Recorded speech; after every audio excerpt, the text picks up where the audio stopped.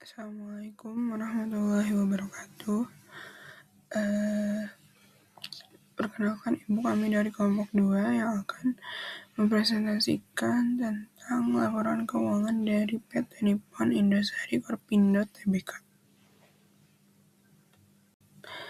Anggota kami terdiri dari Aiza Eldiana, saya sendiri Kaila Dihya Khalifa, dan Nazwa Salsabila. Selanjutnya adalah analisis leverage. Yang pertama itu analisis DOL. Rumusnya adalah persen perubahan laba operasional dibagi persen perubahan penjualan. Di sini persen perubahan laba operasionalnya sebesar 9,02%, sedangkan persen perubahan penjualannya itu sebesar 2,92%. Nah, hasil dari pembagian tersebut yakni DOL-nya sebesar 3,09. Nah, setiap penjualan naik 1%, maka EBIT akan naik sebesar 3,09%. Sebaliknya, jika penjualan menurun 1%, maka EBIT juga turun 3,09%. Selanjutnya adalah analisis DFL. Rumusnya adalah persen perubahan laba per saham atau EPS dibagi persen perubahan laba operasional. Nah, persen perubahan laba operasionalnya tadi kan kita udah dapat sebesar 9,02%, sedangkan persen perubahan laba per sahamnya itu sebesar 8,78%. Nah, hasil dari pembagian tersebut yakni DFL sebesar 0,97. Nah, setiap EBIT naik 1%, maka laba bersih naik 0,97%, dan sebaliknya. Jika EBIT turun 1%, maka laba bersih juga turun sebesar 0,97%. Selanjutnya ada DCL. DCL-nya itu 2.997,33.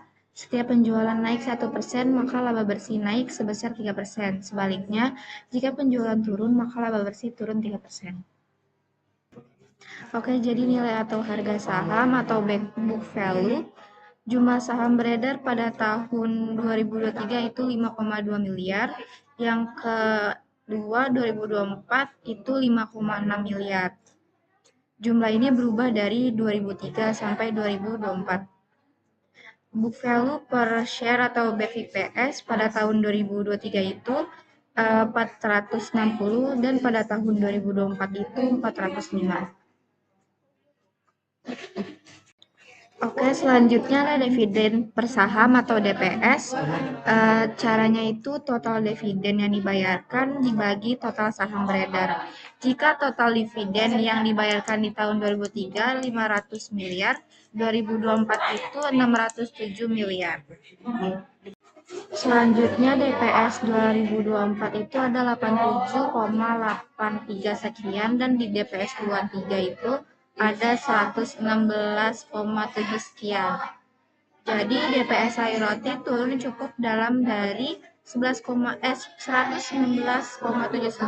menjadi 87,83. Sekarang ke penilaian nilai intrinsik Zero Growth Model. Jadi untuk rumusnya itu adalah DPS dibagi dengan required rate of return, di mana DPS itu adalah dividen per saham yang tadi udah dihitung sebelumnya.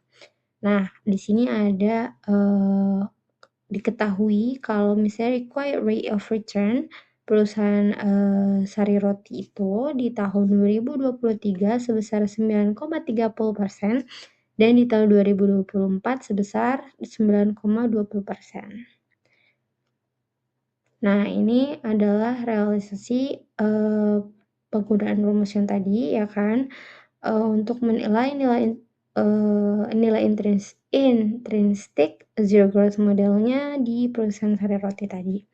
Nah, untuk di tahun 2024 itu kan DPS-nya 87,83 sekian dibagi dengan tadi 0,093 ya. Itu hasilnya adalah nilai intrinsiknya sebesar 944,45 sekian.